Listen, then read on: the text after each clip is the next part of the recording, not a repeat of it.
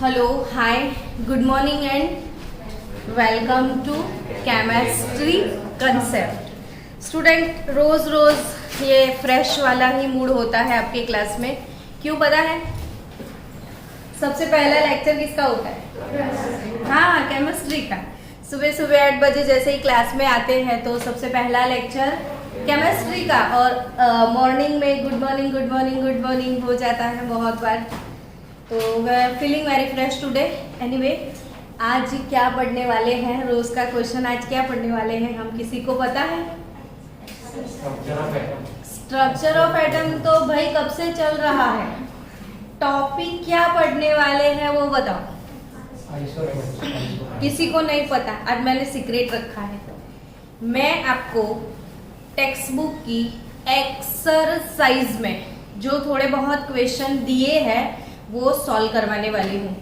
आपको मज़ा आने वाला है बाय द वे आज, क्योंकि टॉपिक सीरियसली बहुत अच्छा है और टॉपिक थोड़ा बहुत आपका प्रैक्टिस में आ जाए, इसके लिए मैंने ऑलरेडी आपको पहले से एक वीडियो बना के सेंड किया था। वही वीडियो को आज डिटेल में लेके जाते हैं और आज का टॉपिक है आइसोटॉप्स। कौन सा टॉपिक है? एक तो आइसोटॉप्स के बारे में हम सीखने वाले तो हैं, लेकिन उसके रिलेटेड जो भी सारे टर्म्स हैं वो सीखेंगे और उसके बाद एक्सरसाइज के प्रॉब्लम सॉल्व करने हैं। ठीक है, चलो बी रेडी। कोई भी एलिमेंट पीरियोडिक टेबल का, any element of periodic table can be expressed like that x z a। अब तक तो ये आपने बहुत बार पढ़ लिया होगा बहुत सारे वीडियो से। क्या सबको ये पता है ना कि ऐसे उसे एक्सप्रेस किया जाता है किसी भी एलिमेंट को, यस और नॉट? यस। तो इसमें x क्या है? Symbol of element. x क्या है? यस, x होता है सिंबल ऑफ एनी एलिमेंट। अब z क्या है वो बताओ। तो एटॉमिक नंबर। z क्या है? Atomic number. अभी भी आप गलती कर रहे हो, आंसर ठीक से नहीं आ रहे हैं, तभी मैंने सोचा कि वीडियो भेजने के बाद भी आपको पढ़ाना पड़ेगा। ठीक है, तो स्टूडेंट्स, z x सिंबल, ठीक है। z क्या है? Atomic number. और a क्या है वो बताओ। Atomic mass. क्लियर? लेकिन अब तक तो ये क्लियर नहीं है ना, एटॉमिक नंबर क्या है, मास क्या है, कि वो पता है, इतना पता है वो बताओ। चलो ए क्या है और जेड क्या है? तो ए एटॉमिक नंबर होता है और जेड, ए क्या है, सॉरी, जेड एटॉमिक नंबर होता है और ए क्या है? Atomic mass. यानी पीरियोडिक टेबल में हमारे पास टोटल कितने एलिमेंट्स हैं? 118। सबको अपना खुद का एक नंबर दिया गया है ना। जैसे मैं ऑक्सीजन बोलूं तो ऑक्सीजन जो एटम है उसका एटॉमिक नंबर क्या है? 8। तो क्यों उसको 8 नंबर पे बिठाया है वो सोचा कभी? क्यों हाइड्रोजन का फर्स्ट रैंक आया? उसने बहुत मेहनत करी थी, बहुत पढ़ाई करी थी, तो चलो उसको फर्स्ट नंबर पे बिठा दो। 10 नंबर का कौन है एटम? नियॉन। कैसे पता चल गया? नहीं, 10 नंबर बोला तो नियॉन। तो क्यों नियॉन को 10 नंबर दिया गया है वो बताओ। किसके हिसाब से उसको रैंक दिया गया है? तो नंबर ऑफ इलेक्ट्रॉन के ऊपर से, नंबर ऑफ इलेक्ट्रॉन के ऊपर से। यानी कोई भी न्यूट्रल एटम होता है। मैंने क्या बोला? Neutral atom. तो न्यूट्रल का मतलब बताओ। न्यूट्रल का मतलब ये होता है जिसके ऊपर इलेक्ट्रिक चार्ज 0 होता है। न्यूट्रल का मतलब क्या होता है? जिसके ऊपर इलेक्ट्रिक चार्ज 0 होता है। अब मान लो आपके पास ऑक्सीजन का एटम है, ऑक्सीजन का सिंबल बताओ ना, O है, ठीक है। अब इधर क्या मेंशन करेंगे हम, Z, इधर क्या मेंशन करेंगे, मास। ये याद रखना है कंपलसरी, आपको Z इधर लिखना है और A इधर लिखना है। अब हम लोग सोच रहे थे कि Z होता क्या है, तो वो क्या होता है, एटॉमिक नंबर। और आप तो जानते हो कि उसका एटॉमिक नंबर क्या है, 8 है, वो पता है। इसका मतलब ये होता है कि उसका जो सेंटर है उसके अंदर कितने प्रोटॉन होंगे, ये कितने हैं, 8 प्रोटॉन हो गए। यानी पॉजिटिव चार्ज हर एक प्रोटॉन पे +1 चार्ज होता है, तो उसके न्यूक्लियस के अंदर पॉजिटिव चार्ज कितना होगा वो बताओ, +8। 8 नहीं, कितना, +8। पॉजिटिव चार्ज कितना होगा, +8। समझ रहे हो। अब ऑर्बिट होगा, फर्स्ट ऑर्बिट में मैक्सिमम कितने इलेक्ट्रॉन आ सकते हैं, 2 इलेक्ट्रॉन। इलेक्ट्रॉन के ऊपर कितना चार्ज होगा, नेगेटिव चार्ज होगा। अब सेकेंड ऑर्बिट में कितने होंगे, तो 1 2 3 4 5 6, 2 और 6 हो गए 8। अब समझ गए आप कि इसके जो सेंटर में क्या है, प्रोटॉन होते हैं, सेंटर में न्यूट्रॉन भी होते हैं। और मैंने कल आपको एक बहुत अच्छा पिक्चर सेंड किया था, देखा था आपने कि प्रोटॉन और न्यूट्रॉन साथ बैठे हैं, अकेला कौन है, इलेक्ट्रॉन, जो कि बाहर ऑर्बिट में रहता है। तो इसको जेलसी होती है तभी ये घूमता रहता है और ये लोग शांत बैठे हैं। तो प्रोटॉन अंदर है न्यूक्लियस के अंदर और इलेक्ट्रॉन ऐसे बाहर होते हैं ऑर्बिट में।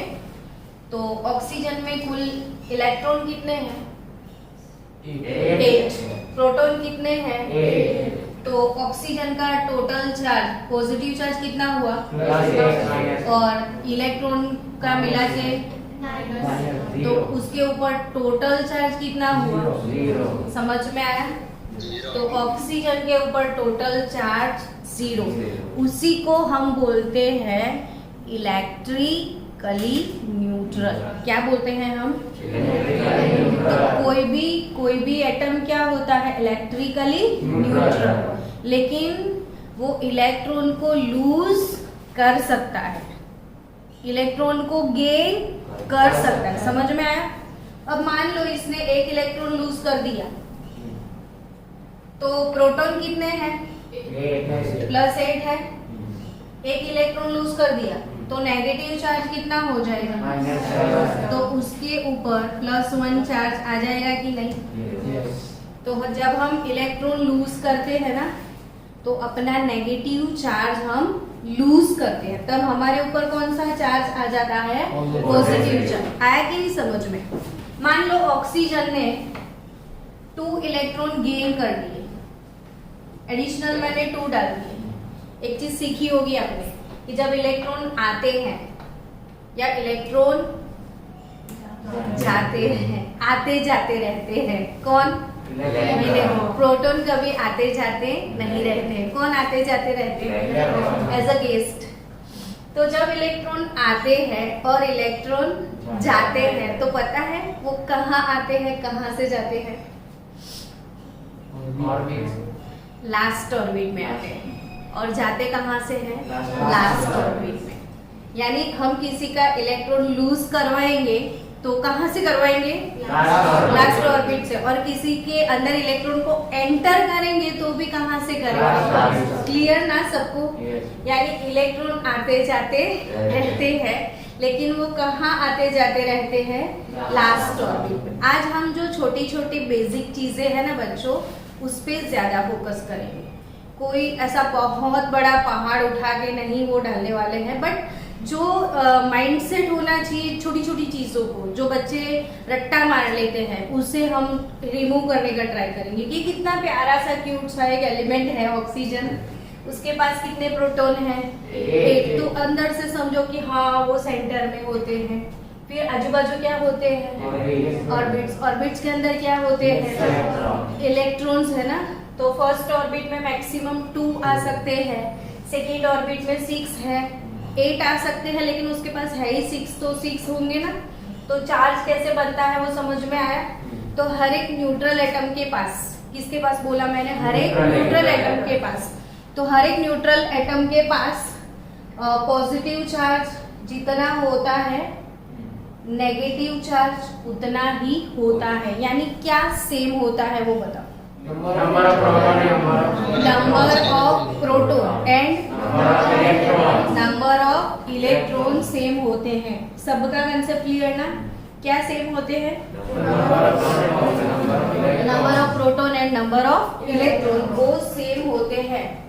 यानी आप नंबर ऑफ प्रोटॉन को भी एटॉमिक नंबर बोल सकते हैं ना, और नंबर ऑफ इलेक्ट्रॉन को भी एटॉमिक नंबर बोल सकते हैं। अब डेफिनेशन में मुझे प्रोटॉन लिखना चाहिए कि इलेक्ट्रॉन को बताओ। क्यों प्रोटॉन लिखना चाहिए वो बताइए। क्योंकि वो चेंज नहीं हो सकता।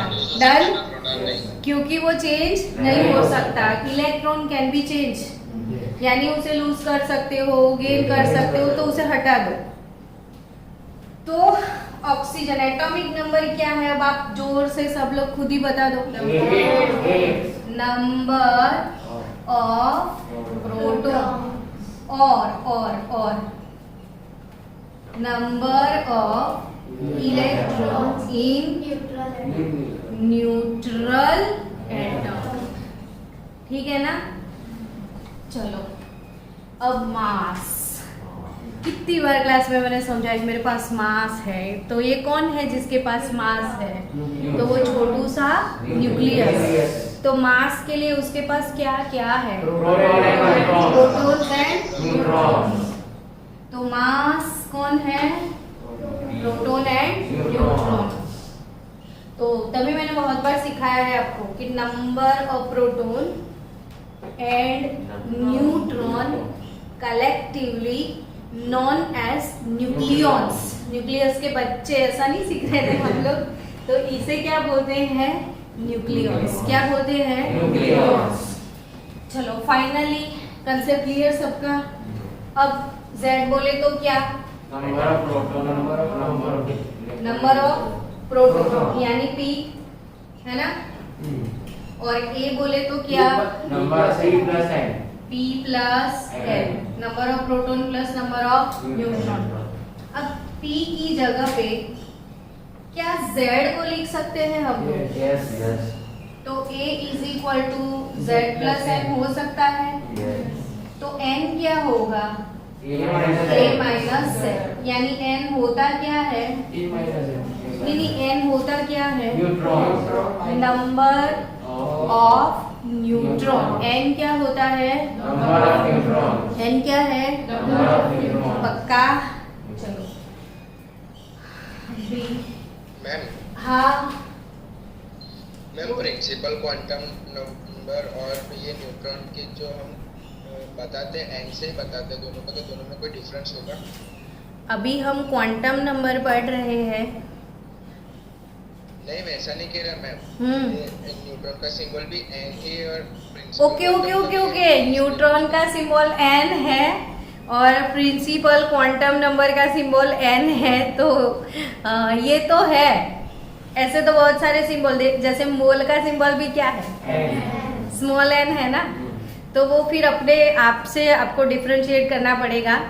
तो न्यूट्रॉन के लिए n लिख दो, प्रिंसिपल क्वांटम नंबर n है, मोल भी तो हमारा n है। तो वो सब मायने नहीं रखता है। तो अपने माइंडसेट में रखो कि हमें n प्रिंसिपल क्वांटम नंबर है, और अगर इधर p प्लस n लिखा है तो वो न्यूट्रॉन है। ठीक है। चलो आइसोटॉप्स। अब आइसोटॉप्स भी बात की बात है। अभी तो हम थोड़े स्पीसीज के प्रॉब्लम सॉल्व करेंगे। और आपकी टेक्स्ट बुक में मैंने कौन सा प्रॉब्लम बताया, question number 3, how many neutrons and protons are there in following nuclei. तो चलो, हमारे पास है कार्बन 630, फिर ऑक्सीजन 816, फिर है हमारे पास मैग्नीशियम 1224।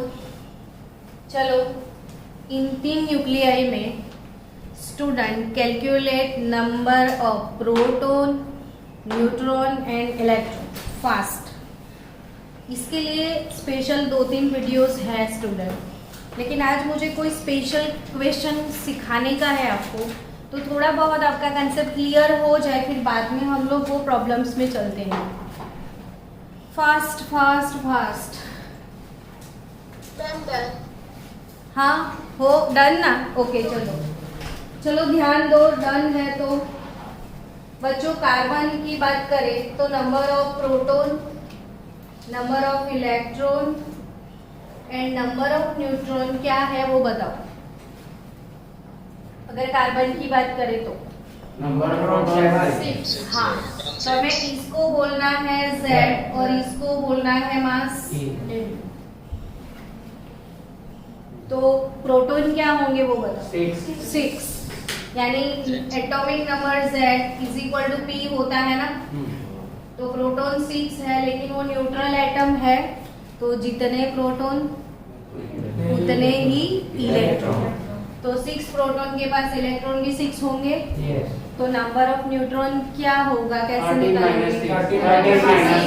13 माइनस 6 यानी 7। ओके, चलो, प्रोटॉन, इलेक्ट्रॉन और neutron.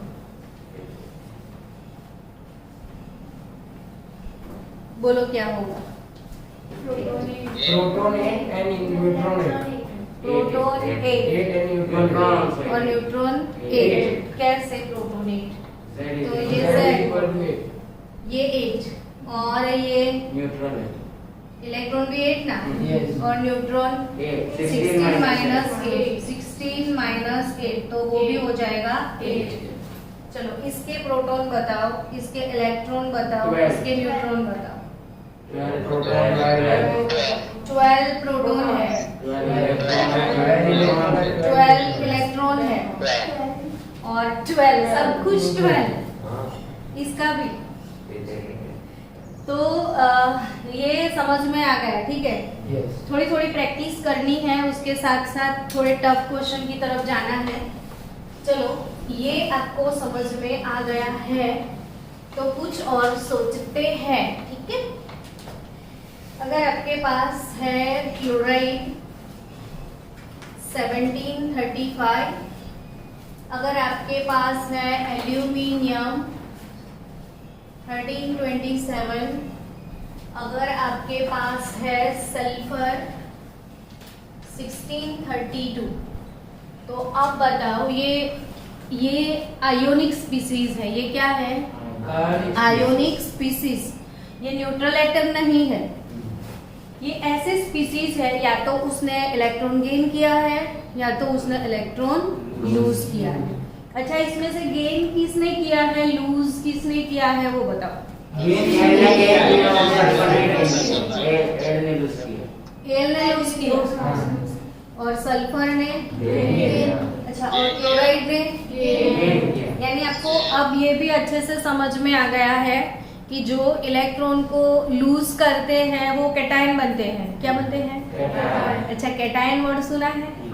Cation means positive ion और एनायन मीन्स नेगेटिव आयन। तो ये भी बच्चों को तकलीफ रहती है कि कैटायन क्या है, एनायन क्या है। तो कैटायन मतलब क्या? पॉजिटिव आयन, और एनायन मतलब नेगेटिव आयन। डन। कैटायन मतलब पॉजिटिव और एनायन मतलब नेगेटिव आयन। तो पॉजिटिव आयन वो होता है जो इलेक्ट्रॉन को लूज करता है, और नेगेटिव आयन क्या होता है? जो इलेक्ट्रॉन को गेन करता है। अब और एक चीज एडिशनल मैं सिखा देती हूँ कि जो एल्यूमिनियम है, इसके लिए हम कैसे इक्वेशन लिख सकते हैं, समझो कि Al gives Al plus 3 +3 electron, ऐसे लिखते हैं। मतलब ये होता है कि एल्यूमिनियम 3 इलेक्ट्रॉन लूज करके क्या बनाता है, Al+3। आया समझ में? तो हमें ऐसे छोटे छोटे इक्वेशन लिखना भी अब सीखना है, धीरे धीरे हमें आगे बढ़ना है। तो अच्छा, इसके लिए कैसे लिख सकते हैं वो सिखाओ मुझे। सल्फर के पास sulphur -2 electron -2 electron +2 electron +2 electron gives S-2 है ना। और इसको कैसे लिखेंगे? हाँ, Cl2 गैस, क्योंकि अकेला Cl नहीं लिख सकते हम लोग। Cl ऐसे आपकी इमेजिनेशन देखो, Cl plus electron gives Cl, ठीक है। लेकिन सिखा दो आपको कि एटमॉस्फेयर में Cl एटॉमिक फॉर्म में अवेलेबल नहीं है। जैसे आप जानते हो ना कि एटमॉस्फेयर में ऑक्सीजन कैसे अवेलेबल है, O2 के फॉर्म में होता है, नाइट्रोजन, हाइड्रोजन। तो हम खाली H नहीं लिख सकते ना, तो हमारे पास कौन से फॉर्म में क्लोरीन गैस अवेलेबल है, Cl2 गैस के फॉर्म में।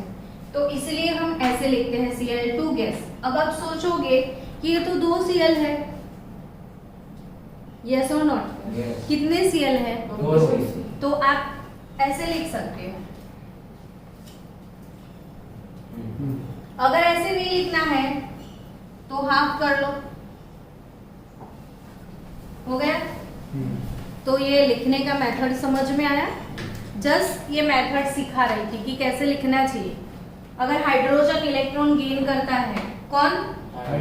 हाइड्रोजन। हम आज ऐसे ही सिंपल सा हमारा लेक्चर है कि छोटी छोटी चीजों को हम सीख ले। तो half mole hydrogen gas plus electron gives H- hydride. Hydrogen electron gain करके कौन सा नेगेटिव आयन बनाता है, हाइड्राइड। अच्छा, इसे क्या बोलते हैं? क्लोराइड। इसे क्या बोलते हैं? सल्फाइड। इसे क्या बोलते हैं? हाइड्राइड। और समझो, हाइड्रोजन गैस इलेक्ट्रॉन लूज करेगा तो H+ हाइड्रोजन आयन भी बन सकता है। यानी हाइड्रोजन तो भाई गॉड गिफ्टेड है, वो इलेक्ट्रॉन गेन करके हाइड्राइड भी बना सकता है, वो इलेक्ट्रॉन को लूज करके H+ भी बना सकता है। उसके पास दोनों फैसिलिटी अवेलेबल है। तो अगर इसके साथ कोई नॉन मेटल आ गया, तो सॉरी मेटल आ गया, हाइड्रोजन के साथ कौन आ गया? मेटल। क्योंकि मेटल हमेशा पॉजिटिव होता है, तब हाइड्रोजन नेगेटिव बन जाएगा। मतलब मेरे सामने कोई पॉजिटिव आता है तो मैं क्या बन जाऊं? नेगेटिव। और अगर मेरे साथ कोई नेगेटिव आता है तो मैं क्या बन जाऊं? पॉजिटिव। वैसे तो हाइड्रोजन का कैरेक्टर ऐसा है, सबके साथ वो एडजस्ट हो जाता है। सामने कोई नेगेटिव आए तो वो क्या बन जाए, और सामने कोई पॉजिटिव आए तो वो क्या बन जाए, नेगेटिव। चलो, ये थी छोटी छोटी चीजें। अब इसके ये स्पीसीज के क्या निकालने हैं, इलेक्ट्रॉन, प्रोटॉन और न्यूट्रॉन। तो चलो बताओ ना मुझे, इसमें प्रोटॉन कितने हैं, इलेक्ट्रॉन कितने हैं, न्यूट्रॉन? 16 प्रोटॉन यानी Z, प्रोटॉन प्रोटॉन यानी Z, तो वो 17 है। इलेक्ट्रॉन 18, एक 1 गेन किया है तो 18 हो गया। अब न्यूट्रॉन बताओ। 35 माइनस 17 ना, तो वो कितने हो जाएंगे? चलो ये बताओ। 13 प्रोटॉन कितने हैं? 13। और इलेक्ट्रॉन 10 और न्यूट्रॉन 14। ये कुछ गलत है कि सही है? सब कुछ सही है ना। यहाँ पे समझ रहे हो ना, प्रोटॉन और इलेक्ट्रॉन अलग अलग है क्योंकि वो स्पीसीज है। ओके, ये बताओ ना मुझे। 16 प्रोटॉन, 18 प्रोटॉन 16 है ना, और इलेक्ट्रॉन 18 है। और चलो स्टूडेंट्स, आपको 5 मिनट दिए गए थे सॉल्व करने के लिए और आपने बहुत अच्छे अच्छे ट्राई किए। Let me try now. देखते हैं किसको अच्छे से आता है, मुझे या आपको? क्या लगता है, मुझे अच्छे से आएगा या आपको? कितना ट्रस्ट है आप लोगों को मतलब अपने आप से ज्यादा भरोसा आप लोग मुझ पे करते हो, ये मतलब हुआ ना। चलो तो उस भरोसे के साथ जाते हैं। एकदम हमेशा कोई क्वेश्चन आता है ना तो आप लोग बड़ी जल्दी में होते हैं और फिर आधे रास्ते तक जाके आप डर जाते हो कि ये तो मेरे से नहीं होगा। और हमेशा कोई भी क्वेश्चन को बड़े आराम से ऐसे देखो, है ना, बड़े प्यार से देखो उसको, और पहली लाइन से जो जो लिखा होता है वो आप नोट डाउन करो ताकि आपकी कभी गलती ना हो, आपका आंसर कभी गलत ना है। जैसे देखो an element, we don't know वो कौन सा एलिमेंट है, विथ मास नंबर क्या लिखा है, 81। तो मास नंबर किसको बोलते हैं हम, प्रोटॉन प्लस न्यूट्रॉन। तो मास नंबर यानी ए हुआ ना, और ए क्या होता है, प्रोटॉन प्लस न्यूट्रॉन। तो प्रोटॉन प्लस न्यूट्रॉन हमारे पास 81 है, ऐसा कुछ क्लू दिया गया है ना। क्वेश्चन नंबर 1 ऐसा लिखते तो शायद आप गलत नहीं होते। ओके, अब क्या बोला गया है कि contains 31.7% more neutron as compared to proton. तो suppose number of proton will be P. चलो नंबर ऑफ प्रोटॉन को क्या ले लेते हैं हम, पी, ठीक है। अब कितने न्यूट्रॉन है वो बताओ, 31। सो नंबर ऑफ न्यूट्रॉन तो 31.7% more than that of proton, है ना। तो neutron 31.7% more than that of proton, यानी जितने प्रोटॉन है उससे 31.7% ज्यादा न्यूट्रॉन है। और आप लोग चेक करोगे ना स्पीसीज में, तो प्रोटॉन से कोई स्पीसीज ऐसे होंगे number of proton neutron same रहेगा, लेकिन मैक्सिमम स्पीसीज में प्रोटॉन से न्यूट्रॉन थोड़े ज्यादा दिखेंगे आपको, है ना। यानी न्यूट्रॉन का नंबर चेंज हो सकता है, जितने प्रोटॉन है उतने ही न्यूट्रॉन है, वैसा नहीं होगा हमेशा। तो न्यूट्रॉन कितने हुए फिर, तो जितने प्रोटॉन है उतने तो है ना, जितने प्रोटॉन है उतने तो है ना, और फिर 31.7 ज्यादा है, तो प्रोटॉन यानी फिर plus 31.7% of proton also, yes और नॉट। तो नंबर ऑफ प्रोटॉन तो प्रोटॉन है, बट 31.7% ऑफ प्रोटॉन का भी पी बोला है तो पी लिखते हैं।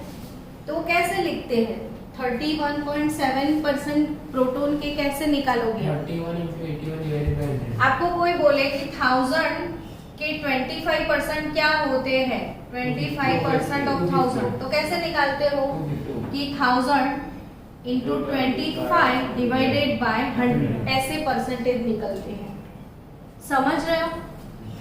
तो इसके परसेंटेज कैसे निकलेंगे, प्रोटॉन का जो भी नंबर है इंटू 31.7 डिवाइडेड बाय 100, ऐसे निकलेगा ना। तो ये तो P है और ये क्या हो गया, 0.317 P हुआ कि नहीं। 31.7 डिवाइडेड बाय 100 तो इतना ही होगा। अब P को कॉमन निकाल दो तो 1.317 प्रोटॉन हो गए टोटल, यस और नॉट। ये एडिशन, P कॉमन निकालोगे तो 1 आएगा ना।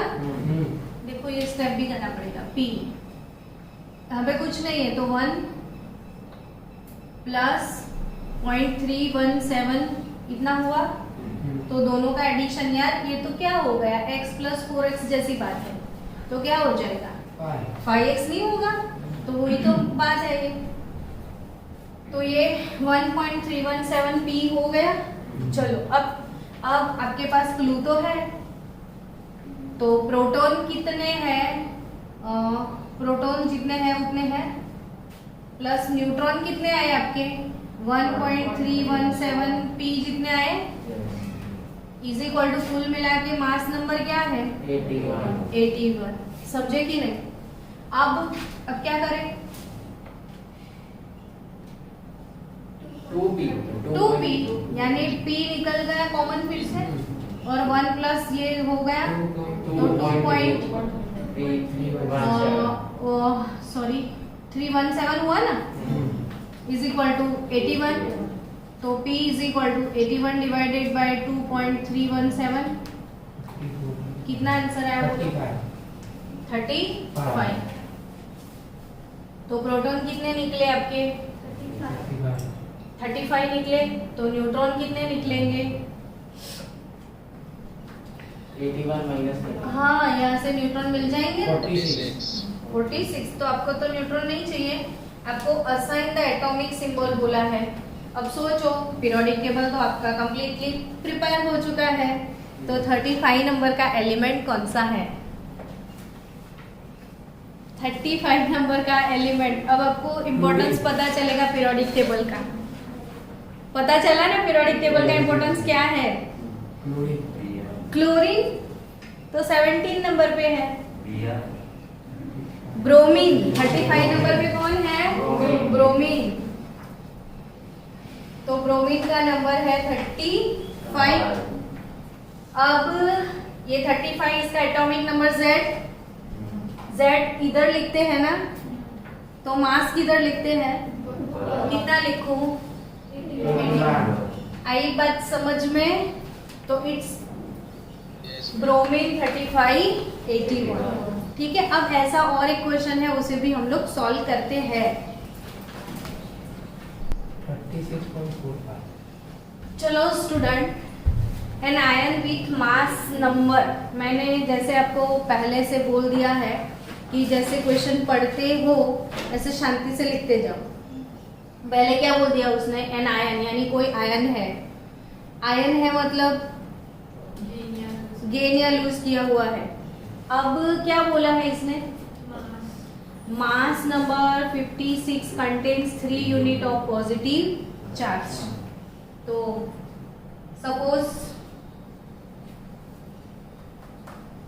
Ionic species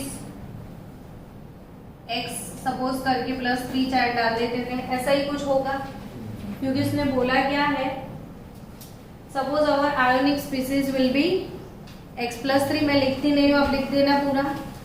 suppose our ionic species will be X+3, क्योंकि उसने बोला हुआ है 3 unit of positive charge and with mass number. अच्छा, मास नंबर भी दिया है ना उसने। मास नंबर कौन सा दिया है? 56। तो मास नंबर को क्या बोलते हो आप लोग? A। प्रोटॉन प्लस न्यूट्रॉन वो कितना है? 56। तो ये हो गया अपना इक्वेशन नंबर 1। अब कुछ तो क्लू दिया होगा। 30.4% मोर न्यूट्रॉन देन इलेक्ट्रॉन, यानी कौन ज्यादा है? किससे ज्यादा है? इलेक्ट्रॉन से ज्यादा है। तो जो कम है उसे सपोज कर लो कि let number of electron be E, ऐसा बोल दे। Let the number of electron be E बोल दो आप। तो व्हाट अबाउट न्यूट्रॉन, वो बताओ। तो अगर इलेक्ट्रॉन को, नंबर ऑफ इलेक्ट्रॉन को ई बोल दिया, तो न्यूट्रॉन कितने हैं?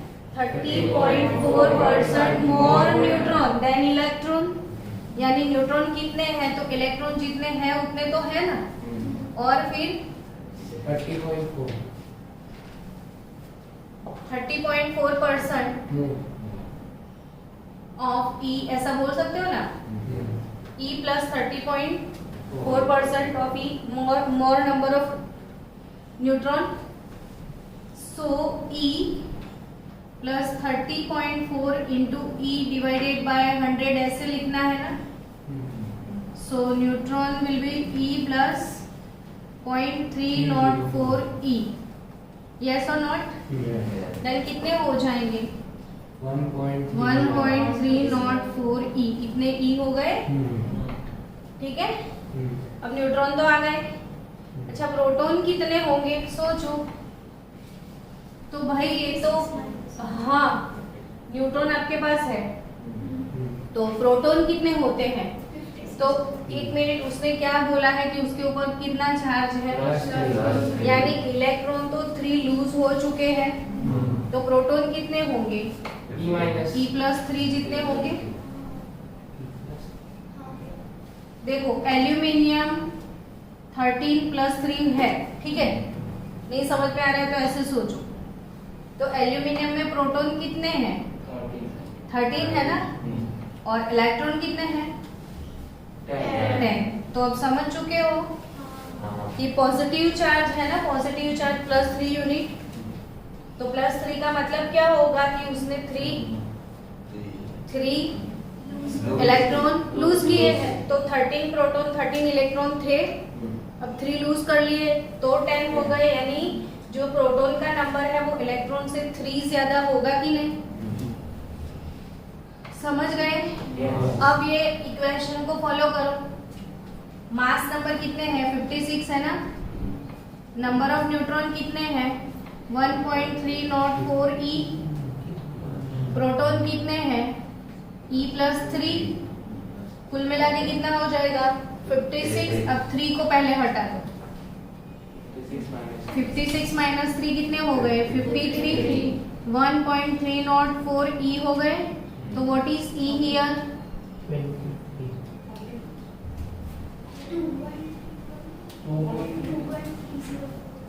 2.304। हाँ 2.304। चलो तो मेरे को आंसर बताओ इलेक्ट्रॉन। 23 परफेक्ट आंसर चाहिए। 23.0034। तो 23.0034। ओके, तो अप्रोक्सीमेटली कितना ले लेते हैं? 23। चलो अब 23 इसके इलेक्ट्रॉन है ना, तो प्रोटॉन कितने हो जाएंगे? सोचो, 23 + 3, so we have proton 26, electron 23 और मास नंबर 56। तो हमें सिंबल कैसे लिखना है? जो भी सिंबल है 26 नंबर का प्रोटॉन, सॉरी जिसमें 26 प्रोटॉन है, तो एटॉमिक नंबर 26 है वो Fe है। चार्ज कौन सा है उसका? +3, और मास नंबर कौन सा है? 56। आया बच्चों समझ में? ओके, तो मिलते हैं फिर कल ब्रेक के बाद।